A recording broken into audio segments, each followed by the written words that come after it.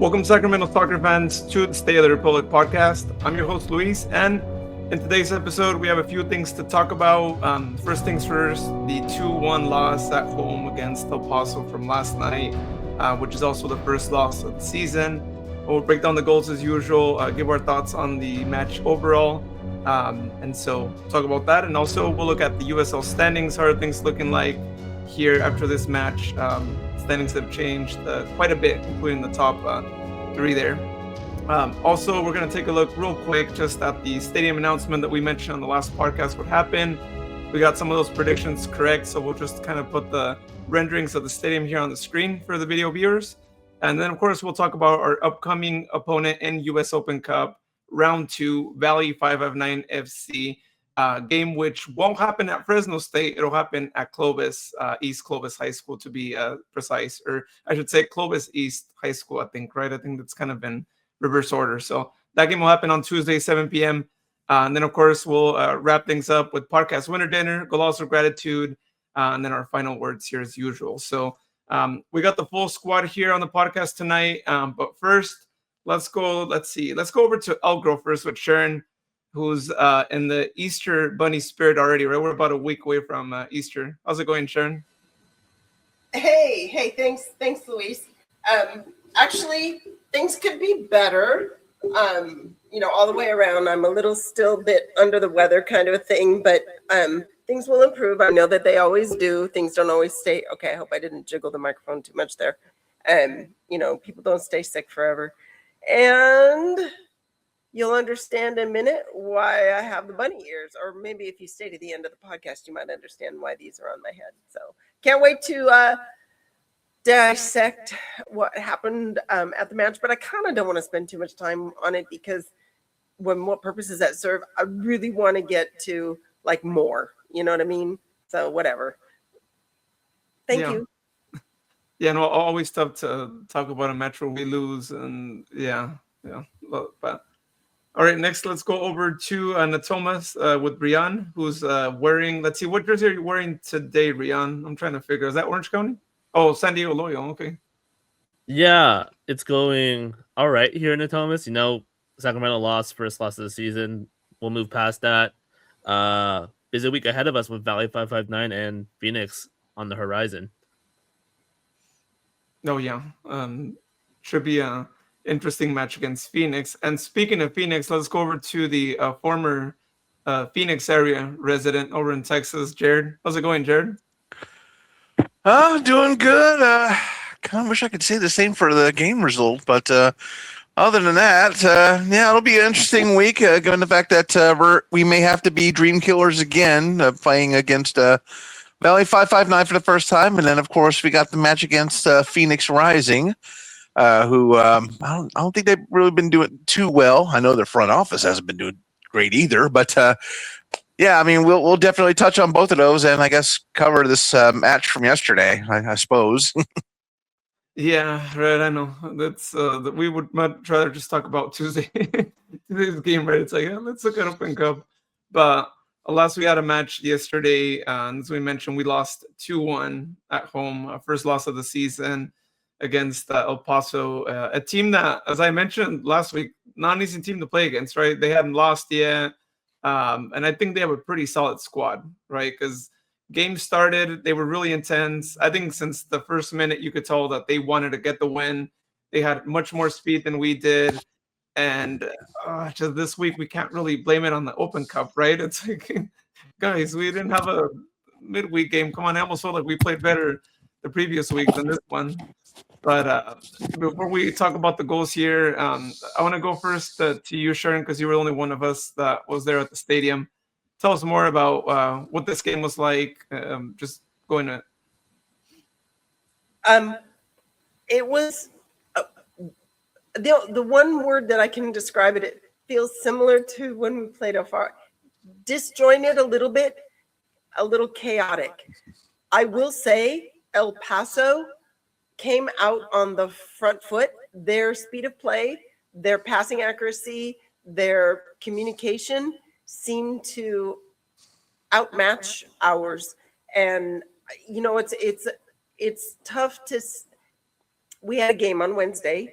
It's hard to recover in that short of amount of time and come out and play balls to the wall 90 minutes. And, you know, I wish we could have done something more in the first half, you know, by getting a goal or taking advantage of some of the chances we did have. There were times where the ball skidded across the face of the goal and we didn't quite have anybody there to finish it. Or if we did, it didn't amount to what we thought. Their keeper kept them alive, and Rihanna backed me up on that one a few times. He came up with some decent saves that were pretty astounding, and at least I hope Rihanna backed me up on that one, because that's what we were seeing in the stands. I mean, we had a few corner kicks. It took a while for that to get going. And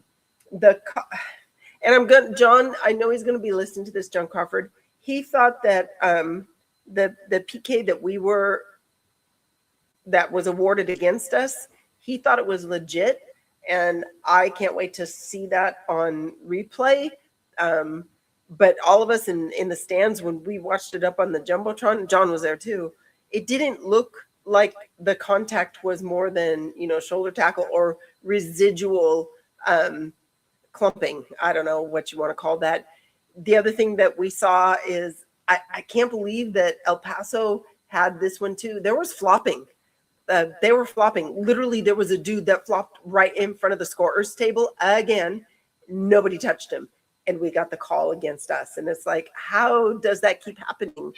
And you guys, anyhow, sorry, I got children in the background, feline children hollering at each other. So overall, it was fun to go watch the match. It was a great experience. I brought a couple new people in. They got a chance to re-experience Republic. They love it. And that's why they were there. But I miss seeing you guys at the stadium with me, but it was great to see other people there and to say hi to everybody and, you know, witness all that. But it was tough. The wind out of the sails. The stadium was not very full. It was Tower Bridge Battalion had, I think, 3 drums maybe. So there was a huge portion of TBB that didn't make it to the game, and I don't know what other activities were happening. A lot of people were mumbling the word spring break. The VIP area was pretty full, but not the rest of the stadium. We still got loud. I mean, we still did what we needed to do as fans.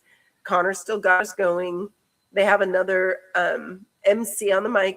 His name is Javier, and he's going to be great. He actually did a stint a couple years ago with Sac Republic, and that was fun. I remember him from then.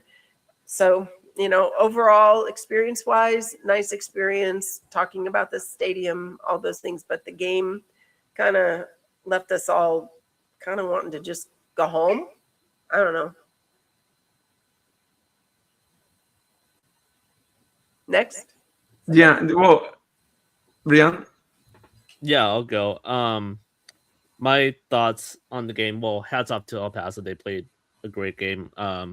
Sebastian Moore, the goalkeeper, you know, solid performance from him, even during the end when he was called on for a double save. In terms of Sacramento's performance, I don't think I can blame the attack for this one. Like, the attack did what they needed to do. They just couldn't put it away to goals. But besides that, they created chances for themselves. They won the XG battle at 2.49 versus 1.16 for Sacramento. Even taking away the penalty chance from Benitez, they still have an advantage at 1.58 XG versus the 1.16 generated from El Paso. But what stood out to me in this match was there was some uncharacteristically sloppy performances from the back line, from the defensive mids. Like, this was a front line of Rubin, Moreno, Cavillo, Mendes, Quezada. All of them could break at pace. All of them seemed purposeful in where they wanted to be and how they wanted to get there.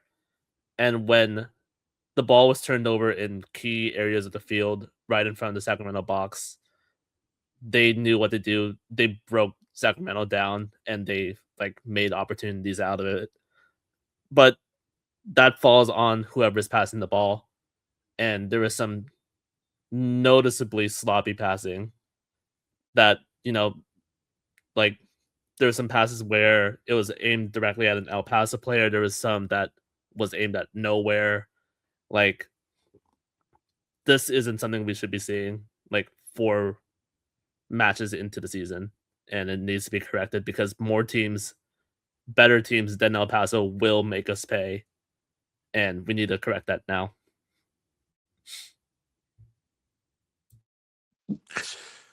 Yeah, I really didn't know what to make of this match. I mean, the attack definitely made attempts, but again, we're acting as though we don't have any midfield assistance, and we're going back to the wings again because that seems to be, the big well that we have here. That don't attack through the center, just keep going by the wing. We'll eventually get something going on here, and then the defense. Definitely uncharacteristic. I mean, that's what I can say about that. The officiating was better than normal. Of course, there were some calls that should have been called, but were not. But we at least got a few things in our favor. But ultimately, the El Paso that has owned Republic for a while apparently seems to be back, and we need to turn this around. I mean, I know it's barely the first month of the season, but the quicker we can turn this around and get things going for us, and all the better at this point. We need to do something quick. So, Jared, to your point about using wide play, El Paso was actually very good at clogging up the center of the pitch. However, we were trying to penetrate through the center a few times with Pep Casas.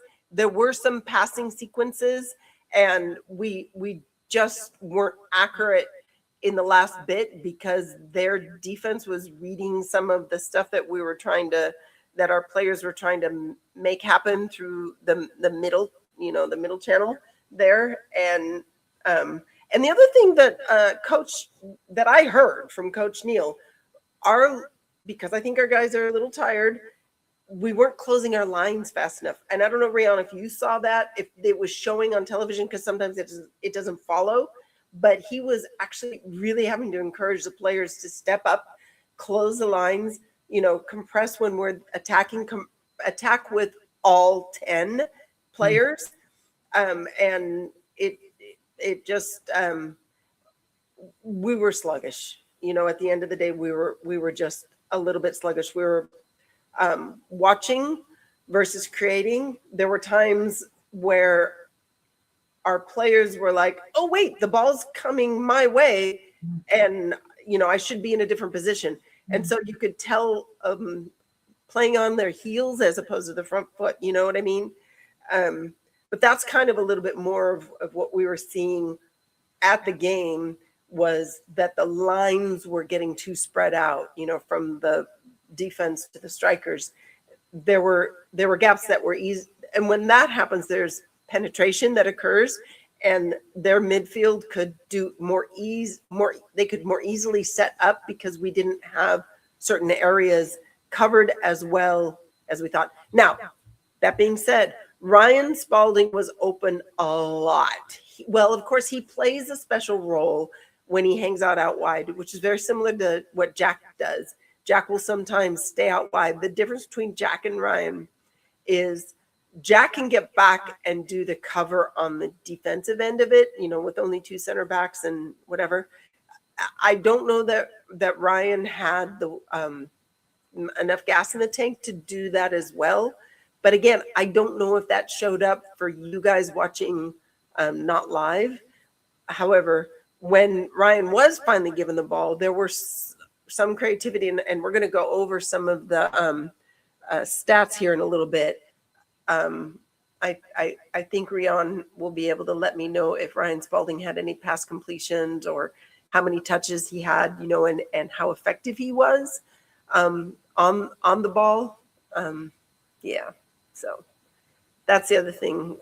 We did try to come up the middle, but El Paso was just too much for us. Yeah, I'm gonna chime in here. It did show up in terms of the lines not closing down. You could see it in the first goal. Like, there are some errors that were made that led to that opening happening. To answer your question for Spalding, he had 40 pass completions, 78 touches on the ball. 40 passes was 7th. Most in terms of the starters. He had the tied for the 5th in terms of touches on the ball, and he had maybe the second highest passing accuracy out of the starters. So he had a solid performance, but in terms of like his ability on the ball, his like where he was getting the ball, that's probably the bigger issue. Yeah, and he did that with that one situation where it could have been a goal, right? Hits the the right post, I think, the right goalkeeper's post, and yeah, it's a shame because he was hunting for that goal, and it should have been. I think it would have been the. I think it was the far post.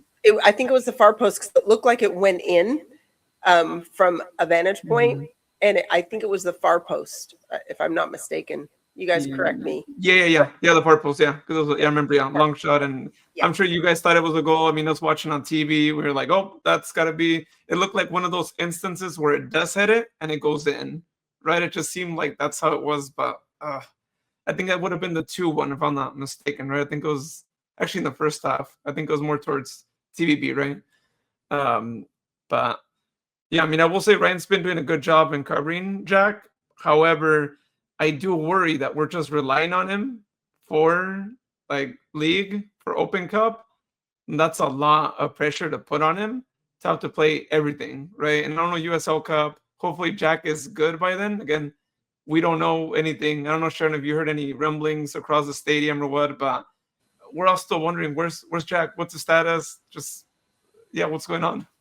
So there's nothing confirmed. It's all speculation. But we talked about this, I think, on the last podcast, that we were aware that there, in preseason, he was maybe picked up a knock.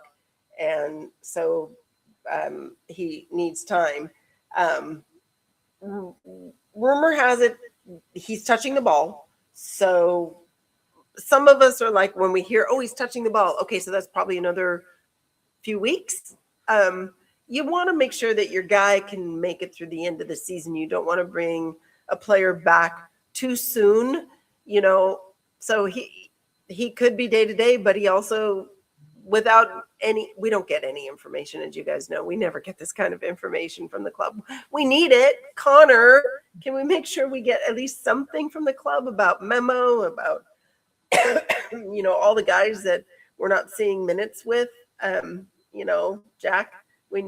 So Connor, if you hear this, is there a way that we could kind of squeeze out just a tad bit of information? How's Jared doing, man? We miss him. He's a stalwart when it comes to Sac Republic anymore. Yeah, and I always bring back years ago, right? Because I remember there was a point in time where they would keep us informed, right? I'm like, what changed, right? It seems like it was done once.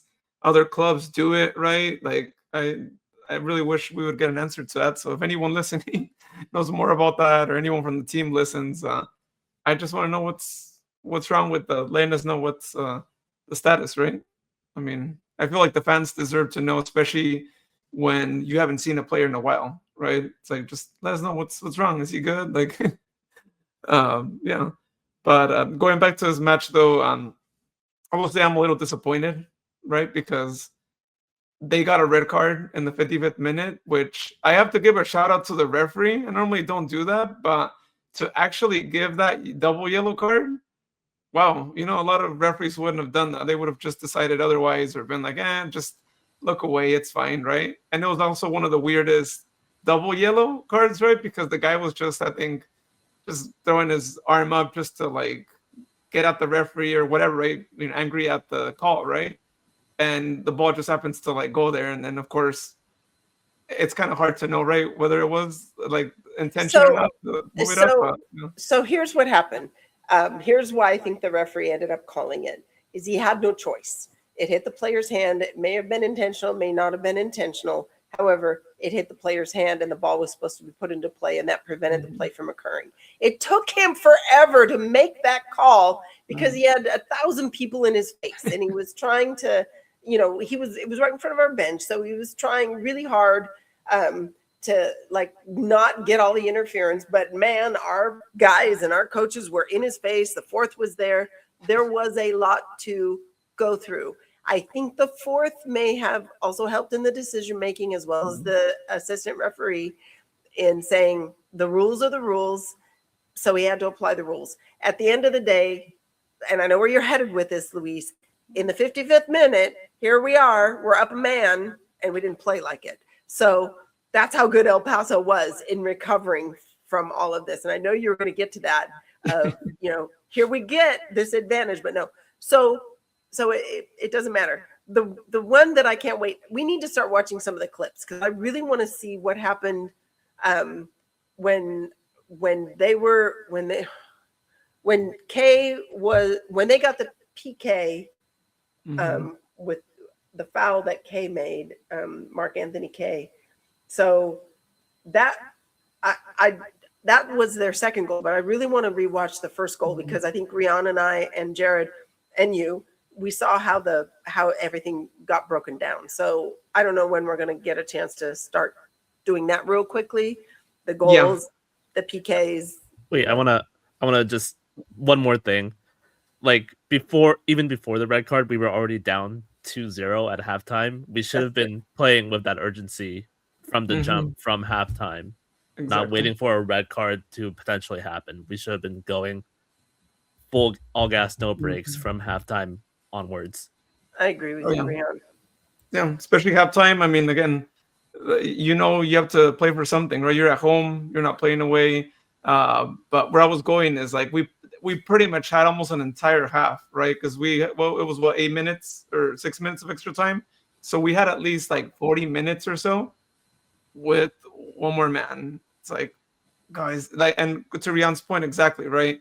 Those final minutes, that pressure we were putting, why didn't they do that in the 56th minute, right? Like just full on do that. We would have even maybe won the match had they played with that urgency that they were playing towards the end, right? Where we all, I'm sure, thought we're going to tie this at any minute now because we had the opportunities, right? But you just can't wait till the last 2-3 minutes to do all that because it's Well, let's look at some clips. Let's look at some video. And while you're pulling all that up, I got to tell you, the guy knew when he got the second yellow, he knew to go off the field and he walked right through our bench. Nobody did a thing.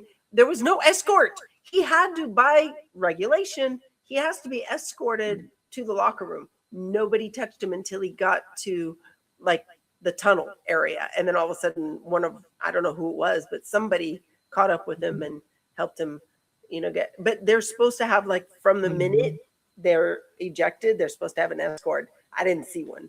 And it was different. Yeah, you're right. That's weird. They wouldn't have that. It's like protocol. They waited. He was like almost off the field before they got to him. Maybe they can leave the pitch and then get escorted. I don't know. But, he was all right. Down there by VIP.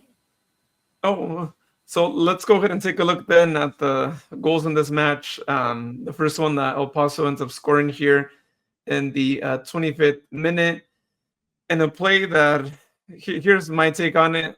I feel like Freddie Kleeman maybe like should have just like stayed out back. Mark Anthony was also not really like, marking the guy. But at that point, I feel like Freddie should have just not gone out, right? Well, the moment he went out, he left the guy who went up scoring the goal, Armando Moreno, like open.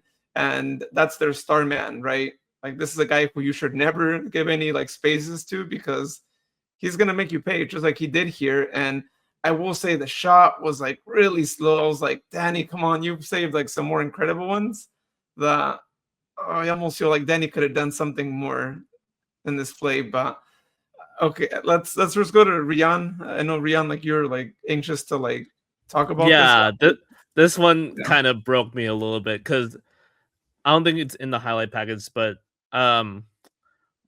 like as El Paso was slowly building up the left, like Mark Anthony is just marking space. He's not marking a man. So once the ball reaches the person who gets the assist, like he's already like 2 steps behind him. So that brings out Kleeman, who has to step up.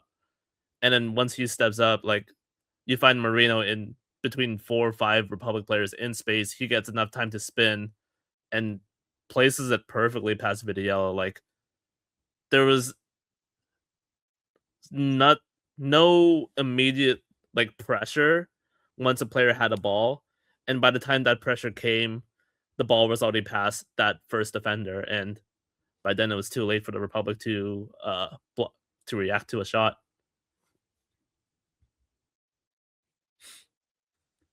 Yeah, Sharon, you were right there. Oh, totally deflated. I mean, like totally deflated. And for one hot minute, when he scored that, even though he's a different number, I was thinking, oh, that it looks like a little Diego Luna move, a little Diego Luna, finesse and pizzazz. And I mean, look how, that driving Mack truck through the defense term comes right back into play because he split the defenders. He split the center backs. Yeah, and if it wasn't him, it would have been the other player, right? Because then Lee had to go out to try and mark him, and yeah, the guy was open. And I know Spalding tried to tuck under when he saw that Kleeman had to do the step, when Kleeman had to step up. Yeah, you can see Spalding, but it's late.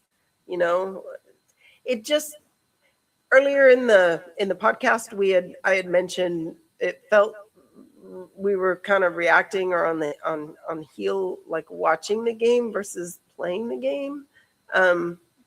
It was just different. It just didn't look like our normal Sac Republic. But just the fact that this, Luis, you had mentioned that this was just kind of like a trickler, and it was weird when this one went in. We were all like aghast, and then we were hoping that somebody would just give us the bathroom curse after that. And, we all tried to leave our seats and do that, but it didn't. We were not successful. The more I see the replay, the more I want Danny to finally get to it. I'm like, Danny, you're so close. You're so Especially close. when you look at the close-up, like, right? Yeah. Like, oh, it was so close. It, like, moved, just he felt it in his glove, right, Jared? Like, wasn't that so close that I feel like just a slight step, and then Danny could have just gone to it, and it could have even gone. I don't know, he would push it down. Yeah, I think if he had maybe half a second more to react, he probably would have at least gotten a few fingertips on that one. But unfortunately, we didn't have such a luxury. El Paso was just able to get the ball here, position it just right, and just let out a good long kick that caught Danny off guard, and unfortunately just escapes his long reach. But it kind of sucked to see that happen. Yeah, one of those mistakes that, as usual, they'll be reviewing this, correcting it, because as Rion said, right, any other team maybe with a little more intensity, and El Paso had a lot of intensity as it was, could score more goals on us, right? I feel like they could have 100% done more than 2-0 in that first half. And but that was that. Now we move on to the second goal, right? Happened about 10 minutes or so later after that one. Penalty kick that was awarded for El Paso. And here's my thought on it. And it's kind of funny on our group chat, as John said, we normally don't really agree on things. But yes, on this one, 100%, in my opinion, a penalty here. I know that it's not one of those, harsh fouls, right? That anyone could just say it's a penalty kick from the first look. But I will say that there's like two situations here going on, right? One of them being that Mark actually puts an arm to him. I know Mark is much more taller than Armando in this case, right? But not only does he put his arm over him, but then he also lifts his knee up. And I feel like he gets him in both arm and also lifting his knee up. So maybe if he doesn't lift the knee, he probably doesn't get the penalty kick call. But the fact that he lifted that knee, it's kind of hard not to call it, because interfering in two ways, right? But the knee, I think, is what stands out more to me in this particular play. So thank you for slowing it down and showing it to me. It wasn't that obvious to me in the stadium or when I watched it on the Jumbotron, and I was stone cold sober. So you just changed my mind about the PK. So did anybody pick Mark Anthony Kaye for the Yellow Rose winner at the end of the season? I don't think I did.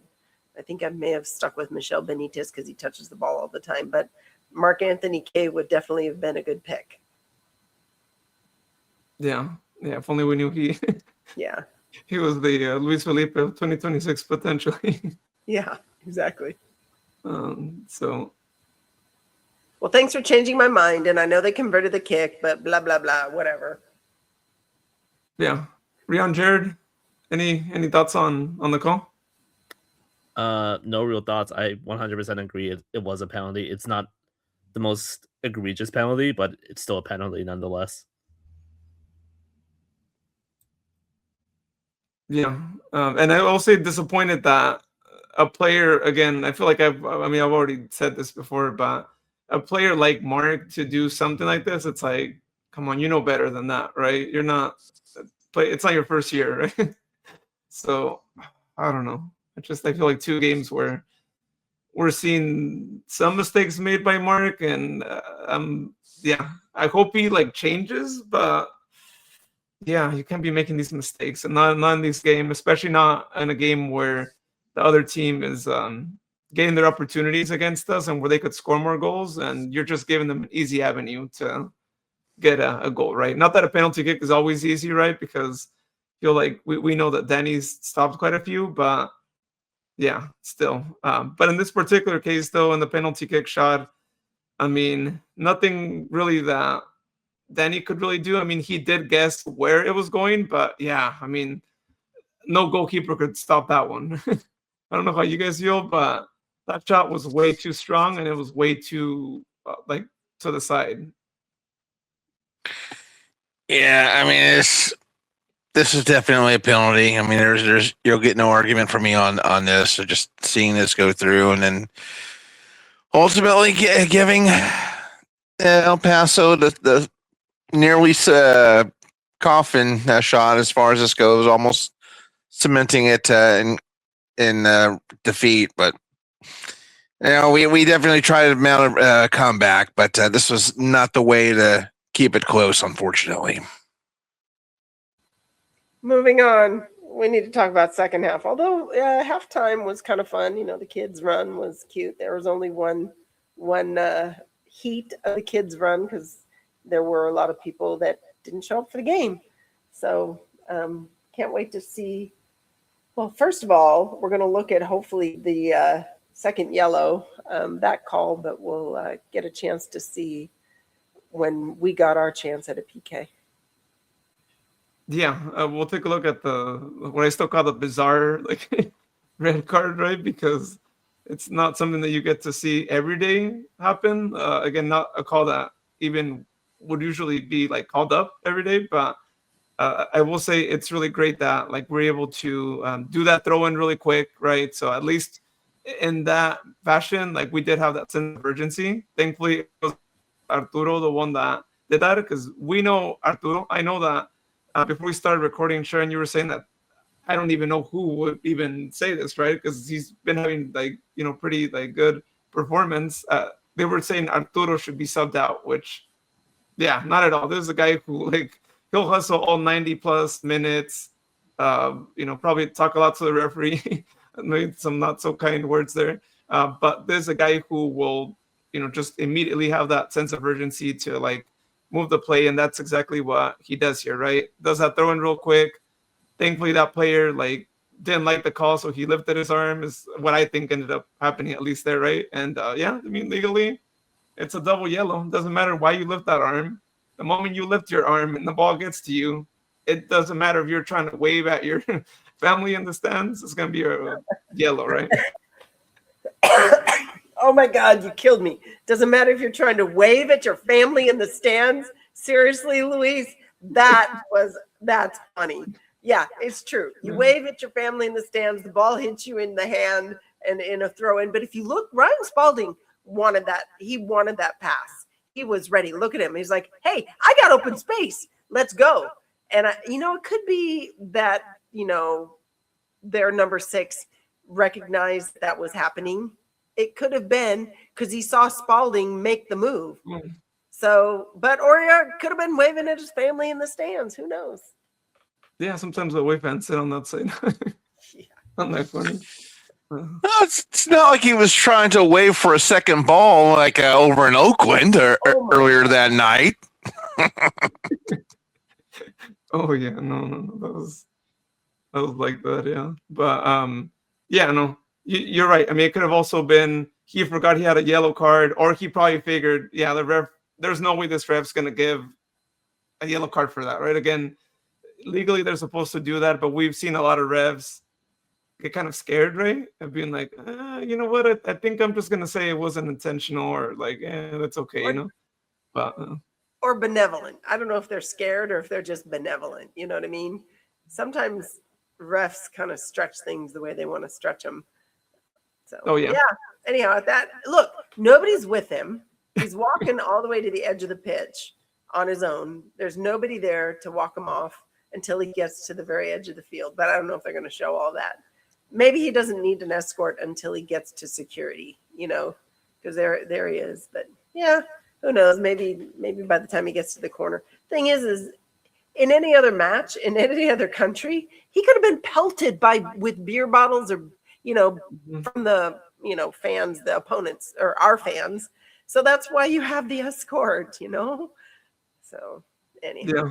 No, that's a good point. Yeah, because can get like that, especially after the incidents of the Open Cup, I'm a little more surprised, right? That they wouldn't be like, take him away. We're losing 2-0, right? And I will say halftime, the referees got escorted off by a posse of security.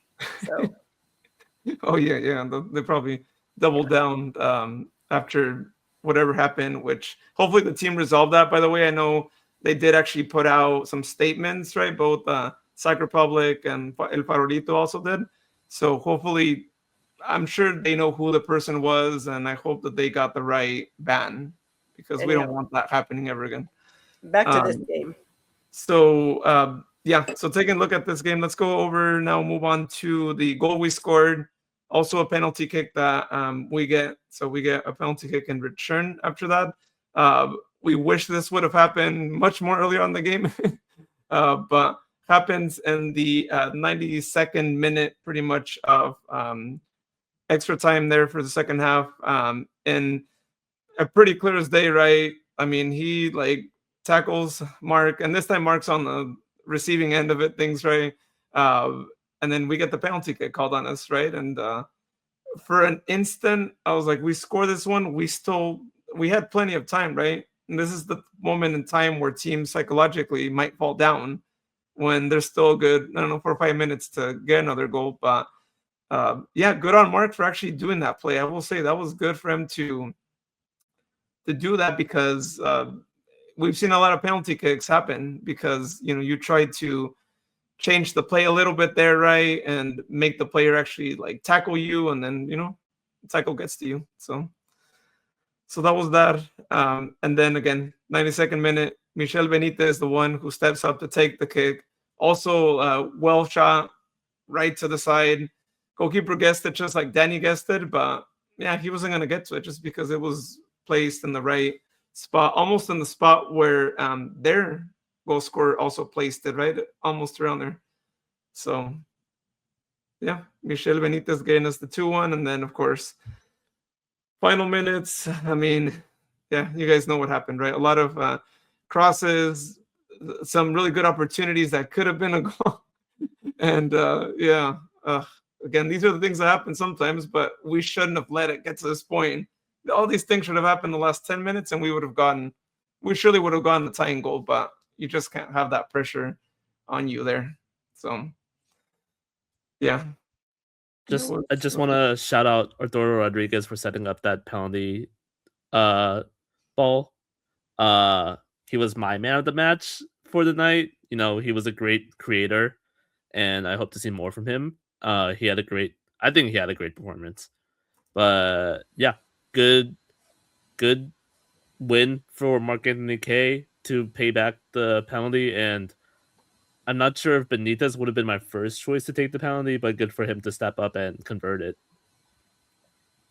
And I think Arturo Rodriguez may have been the man of the match for Tower Bridge Battalion, even though we lost. They don't do the biggest stadium announcement for ties or losses, but the Tower Bridge Battalion still gets to award.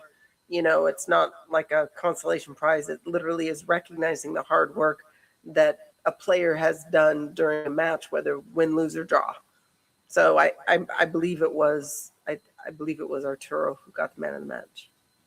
I'll have to double check. Yeah, no, well deserved. As I mentioned, I think he had a few opportunities. He also had, I think, one shot that could have been a goal too, right? I think it was in the first half. Had a good opportunity there. So, yeah, that was that. And then this is the last play that happened. Pretty much one that I think a lot of us were really hoping would have been a goal, and it was so close.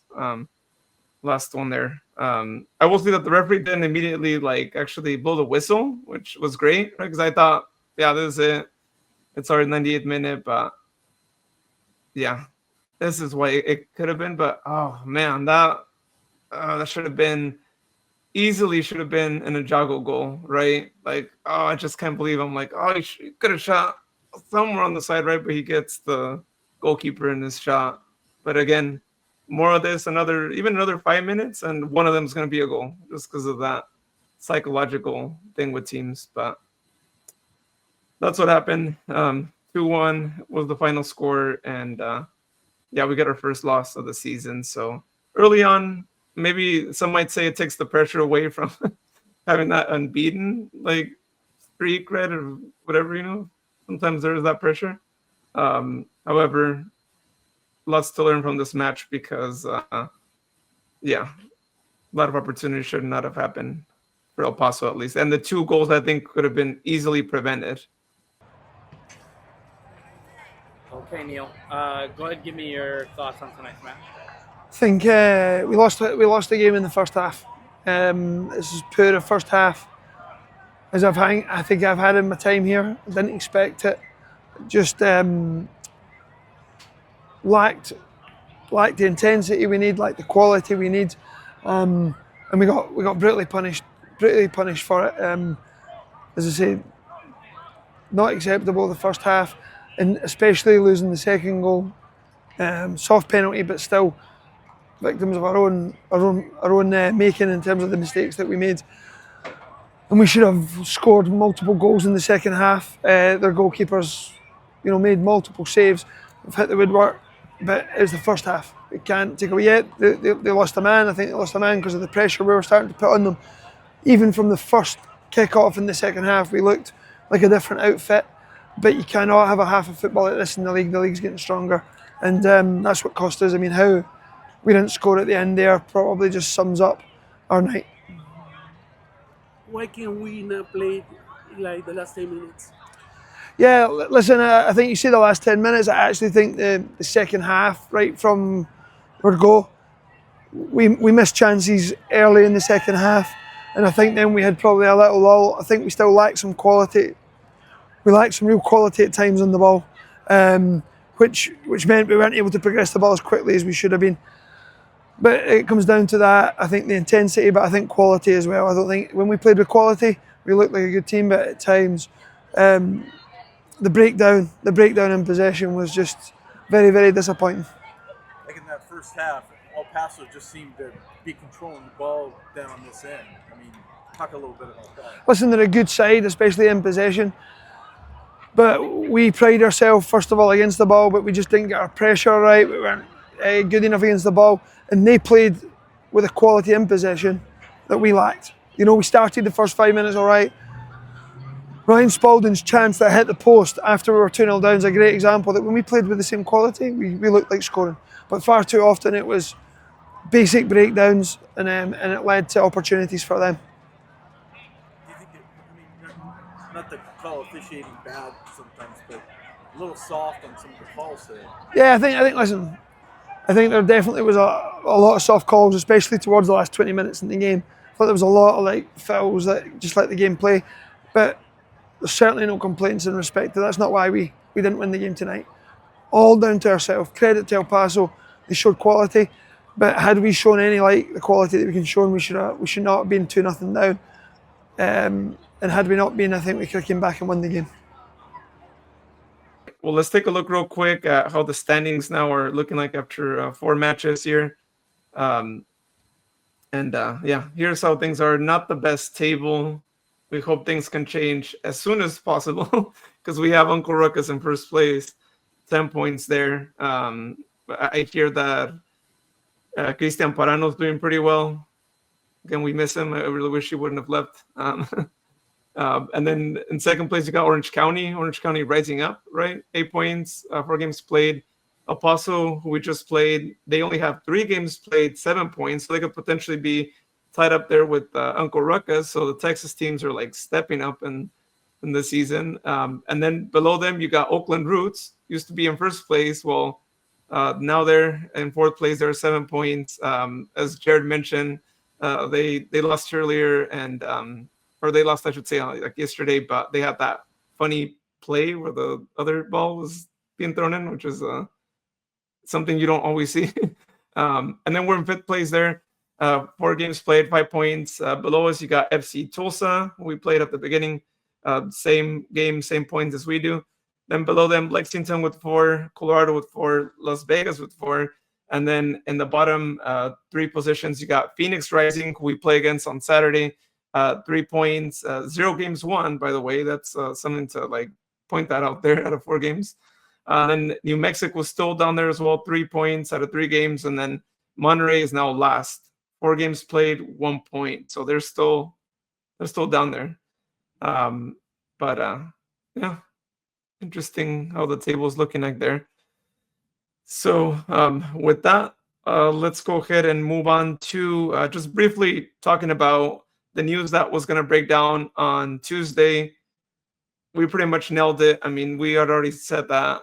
Some people were already saying, right, that it would be a 20,000 capacity stadium. Shout out to a team for actually building the website as 20kstadium.com. I thought that was a pretty clever thing to do. And Sharon, I was watching the clips from yesterday's game, or the things that go on around the stadium, and looked like they had like a little like display, right, to show people, I guess, who hadn't really seen. No, the stadium was already built, and I was standing right next to it. Oh yeah. Oh, and then there was That's my story, and I'm sticking with it. Yeah, I was pointing out where I sit. There was somebody in my seat, but I was pointing where I normally sit. So yeah, no, stadium's built. I was there. So was Tina. So was Ryan. Alicia was just out of the picture.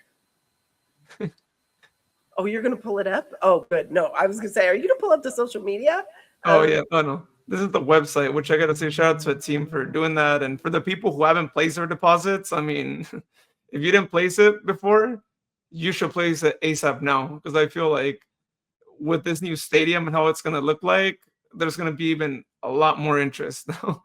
Because now we'll actually have shade, right? That was one of the things that was asked by, I'm sure, many people, including maybe some of us here. We wanted some shade, especially for those 100-degree days. But as always, I mean, we see the renderings here, and things can vary, of course. You know, I mean, it always looks really amazing with the renderings, but once something gets built out, there might be some changes. So don't expect literally every single like detail of what's on here. But it's really nice that they incorporated, some suggestions that they got from fans, and that it seems like just game day atmosphere is going to be like intense, right? We talked about supporter group section being a little more louder, right? Just because of how it's going to be designed. But yeah, I want to hear you guys' thoughts on the news. Yeah, I mean, yeah, Luis, can you go back a couple photos to like that one? Keep going. One more. That one. Oh my god, that's such a pretty shot. Honestly, like the illuminated like stadium side, just with the California sunset in the backdrop. That's a beautiful scene right there. That's just amazing.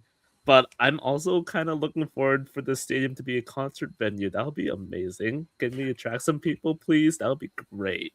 But honestly, the stadium looks beautiful. I'm looking forward to it. I still am waiting for my butt to be in one of those seats so I can actually believe that the stadium is actually real.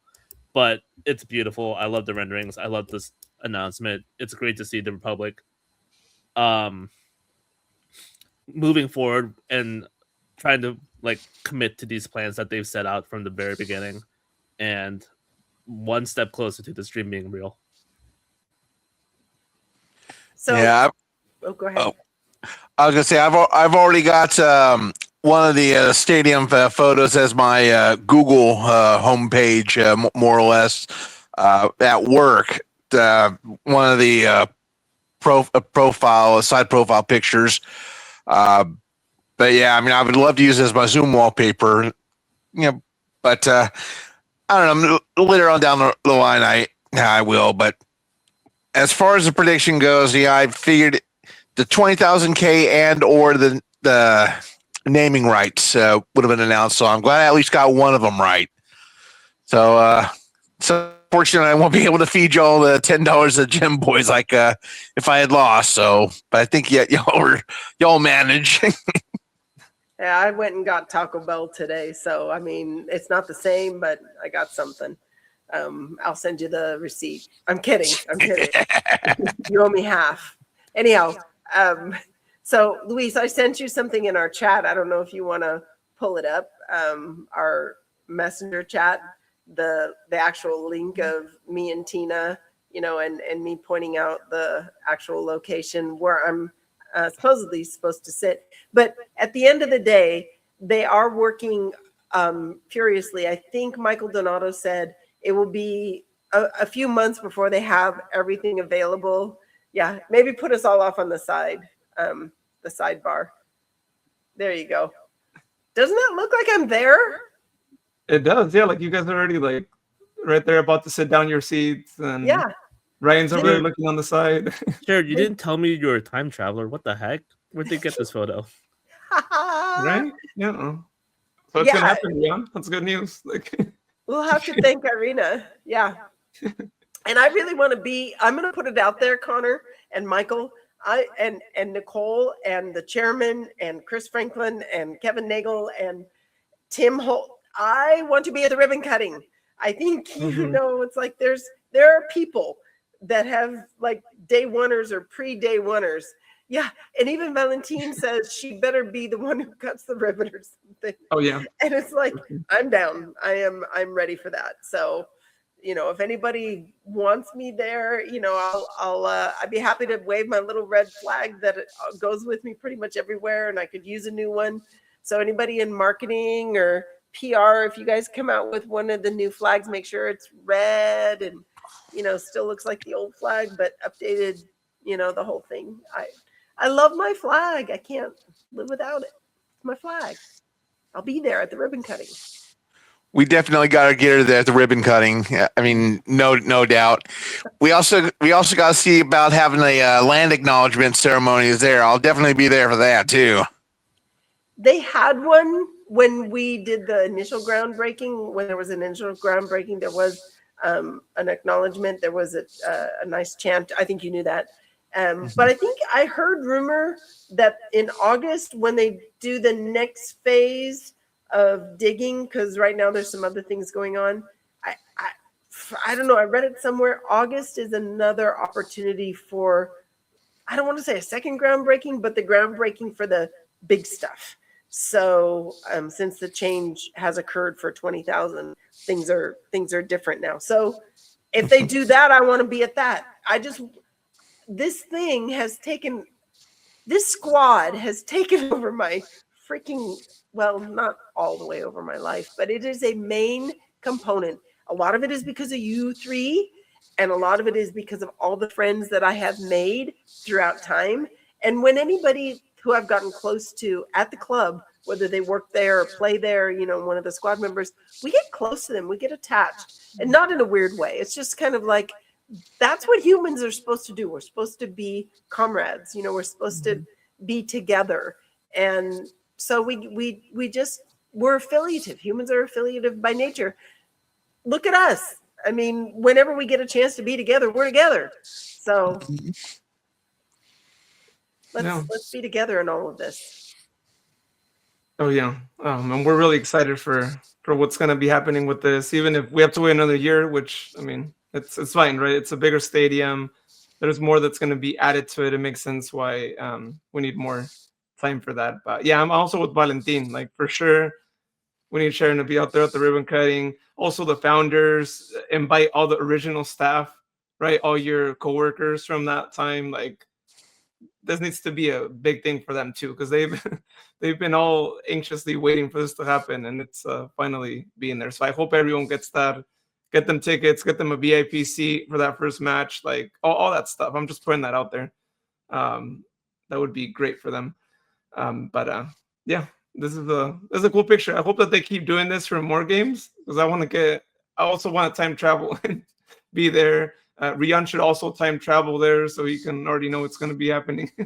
They're actually going to have a dedicated booth. There's going to be a different setup. This was just the first one where they did the backdrop and an area where you could talk to people like Mael or Michael Donato or Rachel. She's the head of ticket sales. So there's going to be something else soon that's going to be even better than just the backdrop. So stay tuned. Okay. That's good to know. But it's nice that they have the backdrop there. I mean, that's an upgrade from other announcements or other groundbreaking thing. Well, now we actually have it there. So, they're doing that to actively get more deposits. Then I think it's a pretty good sign that things are going to be pretty serious about actually having the stadium happen, right? So, one more question: is this them saying that flares are allowed in the stadium? Because I see some flares in the stadium. Well, let's remember that the stadium is not going to be on Cal Expo property, so it's not subject to state of California property fire code. So more than likely, this could be a reality. I want all the pyro in this stadium. Dude, yes. Flares, fun, safe standing, all the things. There's, all the things. We're going to have all the things that we should have. They're in talks right now, I think, with TBB for ways to make sure that our TIFOs can go safely up and down like other big stadiums, so that you don't have to drag it on top of people's heads, kind of a thing. So there's so much that the club wants to do, and they want to get it right the first time. So they're kind of chatting, with different people, and they're into hearing from all of us. And don't be surprised if there's more surveys that come out or questionnaires and people approaching you just, as you walk in. If you go over there, they're taking note of everything. And they've got some young people with smart brains, that can retain just people that can retain knowledge or retain conversations. They're worth their weight in gold when it comes to sales. And you all know that. Luis, you know that in particular because that's your field. So it's pretty cool. Oh yeah. So there's that again. If you haven't gotten a deposit for it yet, get that deposit as soon as possible, because I feel like they're gonna sell out of the deposits. And if you want to be in that first game, you're gonna either have to be a season ticket holder next season, or actually have the deposit, right? Because I don't think there will be much public tickets available. So especially for that first match, everyone's going to want to be there. So it's going to be really tough. And if you find tickets, it might even be like resale tickets. So get that deposit in so that way you can be there for sure. All right. Well, on to more games going on pretty much here in like less than 2 days as of recording here. Because we're going to have a game on Tuesday, a road trip that some of us are going to be making. I know Sharon will be there. I'll be there. Rian, I think you probably work, right? So you'll catch it on TV, you and Jared. But we know more people are also going to be like making the trip out there. And that will actually be to play against a UPSL team out of Fresno, Valley 559 FC. As we mentioned in the last podcast, they previously beat AB Alta 1-0, AB Alta from League One, as we know. So not an easy team to play against just because they beat AB Alta. We played against them in the USL Cup last year, and we know the kind of team that they are. And especially to also beat them at their home, I think is a big deal because they had to make the drive right from Fresno all the way to their stadium. But this is kind of what their recent form looks like for Valley 559. So yesterday they actually beat a Coreano Sport. That's a team from Hillmar, California. You guys might know Hillmar from the cheese factory that they have there. So they beat them 1-0. Again, not easy to make the drive up there and then also beat them there. And then before that, the week before, they actually played against Azteca FC, a team well known in the Sacramento area for all the people over there. And they actually lost 3-0 against that team. And that was at Fresno at their home field, which will not be the place that they will be playing, of course, because there's limited stands at their current venue. They actually will also not be playing at Fresno State like we thought last week. They actually made a change. They actually will be playing over at Clovis East High School. I think I said that right, or I'm like mixing them up there. So they'll be playing there again Tuesday, 7 p.m. start time. As of now, the weather forecast is light rain, by the way, which is kind of strange, right? We know we've been having some pretty hot weather these past few days, but you're going to the match, just have a jacket with you just in case. I mean, it says light rain right now, but we know how our weather can be. It can always change from one day to the other, but that's kind of how their form looks like. And if you are deciding to actually attend, there is an Eventbrite page. I don't have the link here. We'll put the link in the show notes, but you can also check out Valley 559 FC's Instagram page, and among their links there, they actually have the link to this page. Pretty like cheap tickets as to be expected, right? Because again, it will be a high school, Clovis East High School. $12.51 is the total. That's with like fees included there, and it's general admission. So if you are going to the game, look for the group of Sac Republic fans because we'll probably be trying to form our own section because there's no. And we are. There's been conversations between Tower Bridge Battalion board members and our club, Sac Republic. And we are having somebody go from Sac Republic, and they're going to try to keep us in one spot. Okay, perfect. Yeah, it's nice. We'll organize there. So that's Tuesday, March 31st.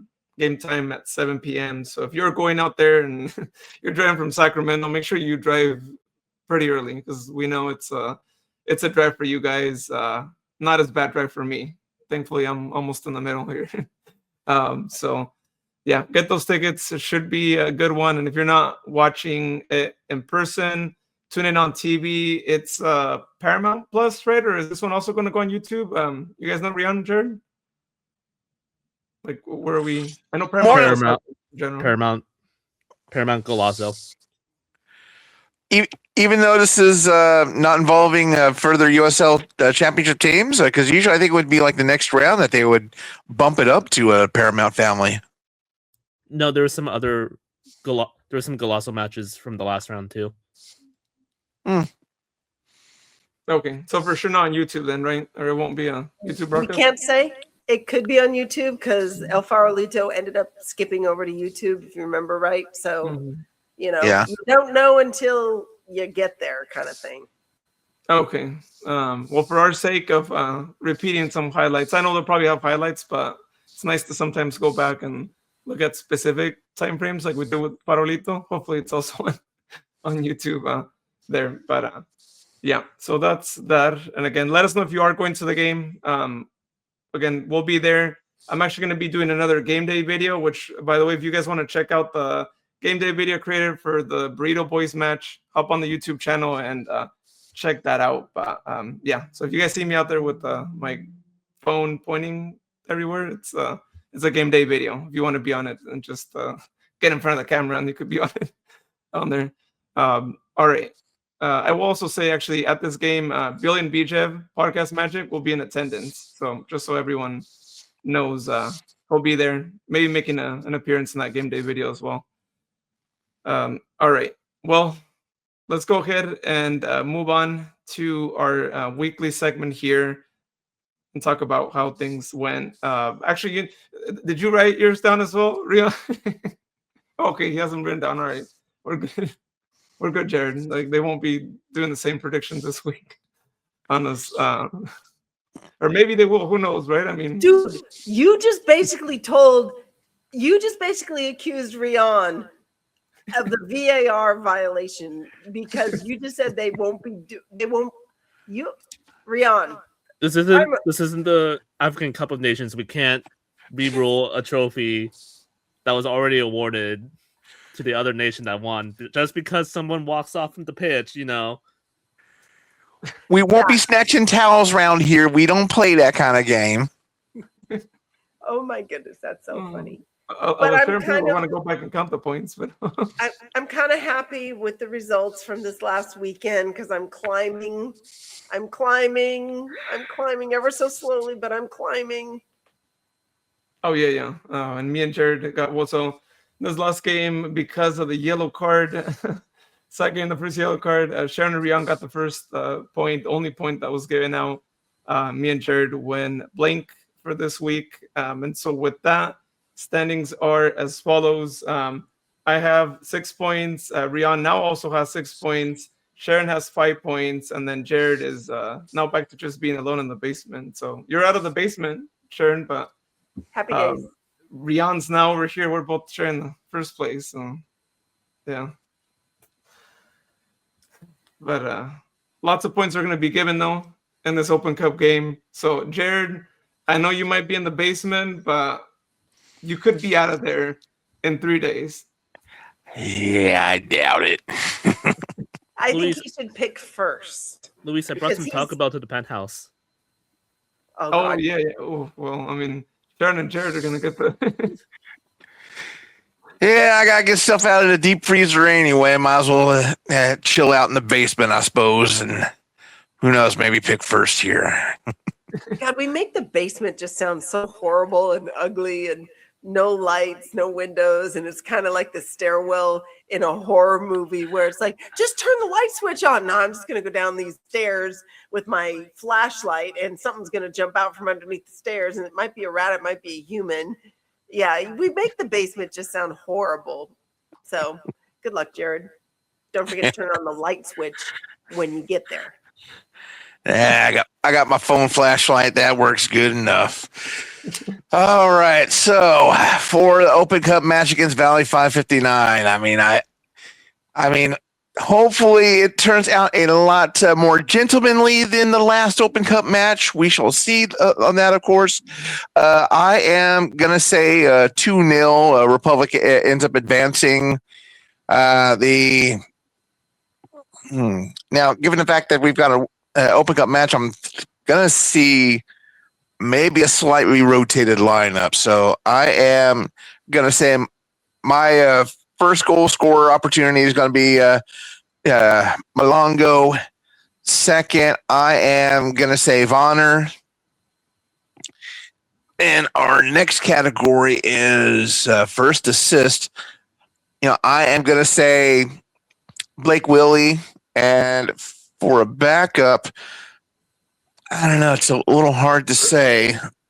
I am backup for Open Cup. Yeah, well, I don't have a backup set up. And this is why I need caffeine on Sunday evenings.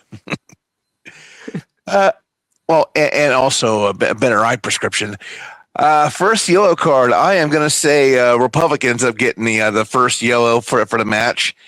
And then as far as the first yellow, I'm gonna say Pep Casas ends up getting it. And does this game go into extra time? I'm gonna say no.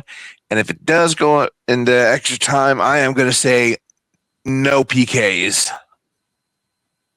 All right. Well, I'll go next year. I'm gonna say we get a 3-1 win. For the goal scorers, I'm gonna go with Edwards and Malongo. For the first assist, I'm going to go with Memo. For the first yellow card, I'm going to go with Valley. Memo's injured. Memo's injured.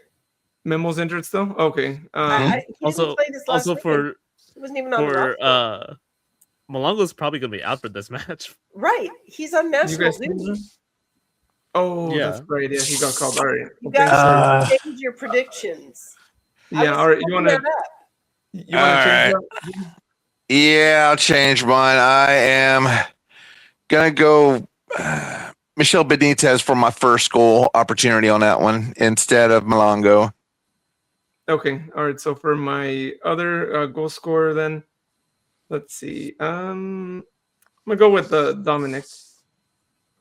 And then for the first assist, then I'll go with I'm gonna go with Ryan. I have a feeling Ryan might actually play this match again. Again, first yellow card was 559. First sack player to get the yellow card. I'm gonna go with let's see. I'm gonna go with Blake. And then for the extra time, no, which I really hope no for for the sake of all of us making the drive out there. And then for penalty kicks, if it does go to extra time, I think we would also win in extra time like we did 2 weeks ago. All right. Rian? Alrighty. I will have a match preview for this game tomorrow. But this team plays a high press. They're not gonna sit back. They're pretty open with their play. They're not as defensive as we saw with El Farolito. But I think Sacramento can cut them up, and I think they're going to win 2-0. For goal scorers, I'm going to go with Edwards and Willie as my second. I'm expecting a rotated squad, but I'm going to hedge my bets that we're going to see Arturo at least sometime this week, so I'm going to put him for both my assists for this match and the next match. But Arturo for my first assist, yellow card. I'm going to go with Sack drawing the first yellow, and Benitez will get that yellow. Please, can we win one of these games normally in regulation? No to extra time, no to PKs. Sure. So I'm not quite as positive as my comrades, Rian and Jared. I actually have a 2-1 score line. I don't know why. I mean, I think we can shut them out, but who knows? I've got Ajago and Edwards scoring goals, so I'm in the same boat as guys, Edwards at least. I think we're going to see Ajago. I think he's really hungry, and he did us good against El Farolito, so I think he's going to do good against us here. My assist, gosh, I was tossing the coin between Arturo and Spalding, but we get a backup on the assist, right? Because of rotation. Isn't that one of the things we've done? For Open Cup, yeah, I think we've only been doing the first assist. Just really? one. You don't get to pick a backup? Yeah, no, I think it just makes it more interesting just because we're, yeah. Yeah, I had Arturo, Spalding, or, okay. All right, so Arturo. And then I think Fresno, 5F9 is going to get the first yellow, even though the refs are kind of homering those, they always homer the weaker squad usually. And then I'm betting on Michelle as the person who earns it. And again, no extra time. I'm with Rian. Let's do this in regulation and no PKs. And Rian, if you get the score line, Jared, if you get the shite. Whatever. We're 2 points. That's why I'm freaking. Because, I know it's early in the season and Tina's going to say, don't worry, you got more time to stay out of the basement and all that other stuff, but whatever. Yeah, if my entire prediction could hit this game, that would be great, honestly. Just a thought. Just a thought. Because we're opposite on yellow card, who's going to draw the first. But I think we're going to get under Fresno 559's skin a little bit, and I think they're going to do something stupid. But they have Quincy. Anyway, I'll stop right there. We talked about that already in the previous podcast. Yeah, this team is filled with former MLS, USL talent. A lot of guys from Fuego, Quincy Americla, Elijah Martin from San Diego, Jose Carrera. A lot of good names for this team. It's going to be tough. Yeah, I was surprised to see a lot of familiar players, right, from USL, former USL teams, right? So that's that. But Yeah, we'll see how many points are given. Do we think we're going to see Blake Willie quite a bit? Because we know Mark Anthony Kay can't play this match because he's sitting on a red, suspension. Do we think Blake is going to? I mean, let's talk a little bit about Blake. We didn't see him get some in. Yeah, I'm gonna guess that's the reason why we didn't see him in versus El Paso. He's gonna be playing this match, I assume. So he's going to be playing in Mac's position, right? Probably. Do you think? Maybe like where Pep was. That's my guess. Pep was. Okay. All right. I'm assuming we're also going to see Chibi in this match as well. Oh Yeah. yeah. Yeah, we got to rotate these guys because Lee and Freddie. I mean, they're working hard. Now, oh my God, we didn't talk about something. You guys, Aaron Essel got his first minutes. Oh yeah. Dude, okay, so there were some things, you guys, I didn't like. He was standing on the ball when we only had 2 minutes to play. He was not urgent. He played with zero urgency during the time that he was on the field when we had not many minutes left to play. So I wasn't impressed with that. It was like everybody else was playing. Let's get the ball up. Let's do this. Let's do that. Get moving. Because we had players in the box. Okay. We had guys swarming the box, waiting for crosses. Didn't see that urgency from Essel. However, when he did cross it into the box, it was a very good play. The way he put the spin on the ball, he knows what he's doing with that sort of stuff. But I think, remember when Ryan JJ last year first stepped on the pitch, the pace was beyond him, and it looked like he was playing slow. That was in one of the preseason matches. And then after that, he got better. And then I loved him. I thought he was doing great. I'm hoping Aaron Essel gets quicker, faster, because there are times I'm not that impressed with the first showing unless they're like a dynamite guy right out of the box. Like Ajago. Man, he was dynamite out of the box. Malongo, dynamite out of the box. Kyle Edwards, dynamite right out of the box. You didn't even have to wait for it.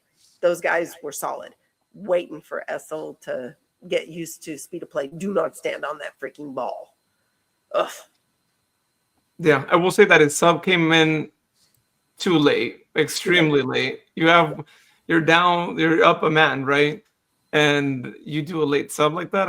I'm like, oh, come on, coach. I'm just even more now, right? So he's available to pick for a yellow. He's available to pick for stuff because maybe Spalding's going to get a rest. Oh, that was a good point. Yeah. Oh, we should have talked about this before we did a podcast. But it's all good. It's that's what we picked already. We can't change things now. Now it's locked in, guys. So it's locked in. Didn't we just pick up a player on loan, Rion? We just picked up a player on loan. Didn't we? Loan? I don't know. We signed another academy kid, but yeah, I know. But I thought we picked up somebody on loan. Maybe I'm reading a different team's highlights, but I thought for some reason, I'm gonna look on our news page. I thought we picked somebody up on loan. But my thoughts on Essel, he's more known as a defensive mid. I'm not expecting him to be generating chances. Yeah, he just seemed to be the only midfield kind of option available off the bench besides Blake. And if we're saving Blake, that makes sense. But yeah, there is a step up from MLS Next Pro to USL Championship, and I'm assuming it's going to take him a couple matches to get acclimated. But okay. I'm on a wait and see with him. Okay, I'm wrong. I don't see anything right now about anybody on loan, so it must have been the academy player getting called to the first, signing. Yeah. However, the player that hopefully will get better soon is Pierre Reedy, right? We want to see Pierre. We want to see what he's all about. Yeah. Let us know the status of him too. Yeah. I don't know what's going on with these guys, right? I mean, Memo, I want to know how long is he going to be out. When you know these things, because there's a lot of games going on and inquiring minds, right? So, lots of players that we hope can return soon. Because should we win on Tuesday, there will likely be an MLS opponent waiting for us, right, in the next round. because that's when they enter. And actually, speaking of that, Rion, is that one going to be a public drawing after? That, Are we looking that at one will Friday be again? public. Yeah. Okay, so that will be that. I'm sure on YouTube, right? The usual U.S. Soccer YouTube stream that they do. So. Probably, yeah. Okay, cool. Well, everyone be on the look. Well, I don't want to get ahead of myself. Let's get the win on Tuesday. We saw how things went against Burrito Boys, so don't get too confident with this team. I have a feeling that they will actually be a tough team. So, plus we're playing on maybe not their exact home field, but in the area. They don't play too far from Clovis. They're in Fresno, so that's that. All right. Well, let's go ahead and move on to Colossus of Gratitude. So, as usual, Sharon, you want to get us started with this week's Colossus of Gratitude? Oh, sure. You know, I want to thank everybody who wished me well when they heard that I was a little kind of under the weather. So I appreciate everybody for kind thoughts and all of those things. You know, if you want to send me a DoorDash, that's fine. I'm kidding. I actually really don't have much in my fridge, so I had to stop at Taco Bell on the way home. Want to thank all of you guys for being part of the podcast. Appreciate all of that. Appreciate the club for rolling out the 20,000 seat stadium, and, you know, all of the changes, and the tribe for bringing in more help and bringing, it's going to be phenomenal. Really appreciate all that. The other thing I appreciate is, you know, how genuine the Tower Bridge Battalion folks are, and anybody who hangs out in tailgate or, you know, that sort of thing. Just people are just so much fun to be around. And post game, I told you guys off channel that I had like this best conversation after the match with Mike McAnich, Brian Danslow, and a couple of other diehard TBB and Sac Republic supporters. It was intense, and I would love to record that someday. And then separate subject, the reason for the bunny ears is today my neighborhood association board hosted a giant spring carnival with lots of vendors and lots of things going on. And I wore these then because I'm the president of that nonprofit neighborhood association. It's not an HOA, it's just all volunteers.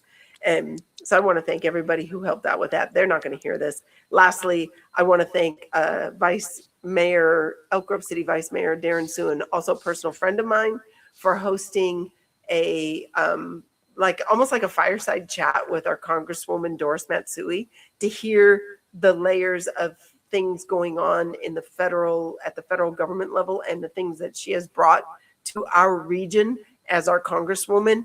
It was amazing. And, you know, her basic message was, now is not the time to bring in somebody to replace her in her seat, because we need the experience to continue negotiating the things that are really important for the country. So, and she knows how to do all of that. And I appreciate the opportunity to have been in a small group of a little more than a dozen people to be able to chat with her about what we care about. So thank you to Darren Suen and Sergio Robles for arranging that, and to the Congresswoman. Thank you for listening to all of that. Yeah, so my Golossos are they're mostly entertainment related. Shout out to Robin for dropping a new album. Love it. If you're into like hyperpop, electropop, like all that kind of good stuff, Robin is one of the top artists from that genre. So, you know, give her a listen. Also, it's been a great week for like dumb competition reality shows. Great week for Survivor and RuPaul's Drag Race. It's been fun. Those are my Golossos. Jared, what about you? All right. Well, first of all, I do want to give a big Wowzers gratitude to everyone that took the time out of their day to wish me happy birthday this past Friday, and a couple on Saturday and Sunday. But you know, belated or not, is definitely appreciated. Also want to give a Wowzers gratitude to my local neighborhood, a historic Meadowbrook district, for showing up to the Kilgore City Council meeting, speaking up against basically a new rezoning for a particular building that would ultimately ruin this neighborhood with noise and nefarious stuff. So thank you for y'all for showing up. Also, a Guaza gratitude to kind of piggyback on Rian, to the Rogue Traders, an Australian group that I have listened to since early 2000s, dropped a new single on the birthday itself. So they've actually been dropping a few singles here. So yes, Rogue Traders are back, and I'm certainly glad that they are. Also, glasses of gratitude going out to the numerous fast food restaurants I've been able to. That's been filling my stomach the past couple days, with freebies and whatnot. And also to the club for just putting as much effort as they can into getting there on the pitch and trying to get positive results. Doesn't seem to work out sometimes, but they're going in there with 110% effort, and those are the big ones I've got right now. All right, so I have a few here to go through the list. So first one goes out to my Uncle Freddie for being on the game day video that, again, we just posted on the YouTube channel, and he'll once again be back on the one we're going to record on Tuesday for the next Open Cup match. So just shout out to him for being on there and giving his commentary as well. Also, another one out to the team for actually inviting us to be on the pitch. As you guys saw, if you've seen that video, we got to be on the pitch before the game started, be one of the high-fivers, or is I think what they call that experience. And we just happened to be at the right place at the right time and barely made it to get invited to that, which was a really great surprise. Another one goes out to our messenger group chat that we have amongst us and also our fellow friends, because it's always really great to be able to interact when games are going on, especially when we can't be there. It's nice to be able to put our thoughts out there, and it's also nice to once in a while agree with John. So that was great. Also, another one goes out to everyone who's going to be making the drive out on Tuesday, regardless of whether you're making the drive out from Sacramento or, in my case, from Modesto. It's still a drive to make it out there, and so shout out to all the fans who are going to make that drive, especially on a work night, on a Tuesday night especially. And then one more goes out to all the listeners, watchers, for continuing to listen to some of our older episodes, and for now also watching the game day video, and also for subscribing. On the last one, we talked about, I think, being a handful away from 100. Well, now we're only 2 subscribers away from hitting the milestone of 100, which, again, it's a low milestone right here, but we want to hit that milestone. By the time we record the next one, we'll probably already be past that. But if you are listening now and you haven't subscribed to the channel yet, please subscribe. We only need 2 subscribers to make it to 100, and then we'll have another milestone after that. But please do that. Again, we're trying to get some more videos out there, and these game day videos are making a comeback. So we plan on doing more things like that. But hit that subscribe button so we can actually continue to do more. So, all right. Well, last final parting words, starting with you, Sharon, before we say have a good morning, good night, and see you Tuesday, or catch the game on Tuesday. Yeah, see you Tuesday. And thank you, John Crawford, for driving. I think there may be a couple of us riding with him. And then I'll give the tagline here in a second. Go Republic. Yeah, for me, go check out the site. I have the match recap already up for El Paso. I'll have the match preview up on Monday. I'll have a match recap. I'll have plenty more stuff coming in the next couple of weeks. So yeah, keep posted on that site, and go Republic.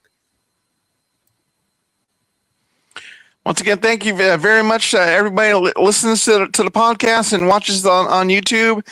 We encourage more of it. Let's get some more subscribers. Don't forget the game on Tuesday, and then we also have a match on Saturday, and go Republic. Yeah, as for me, again, if you haven't gotten your tickets and you're going to the match on Tuesday, get those tickets. If you're going on to the match on Saturday, get those tickets. Should be a good one against Phoenix Rising. We will be recording another podcast here. That's why we didn't give our Phoenix Rising predictions, where we'll talk a little bit more about Phoenix and what their form is like.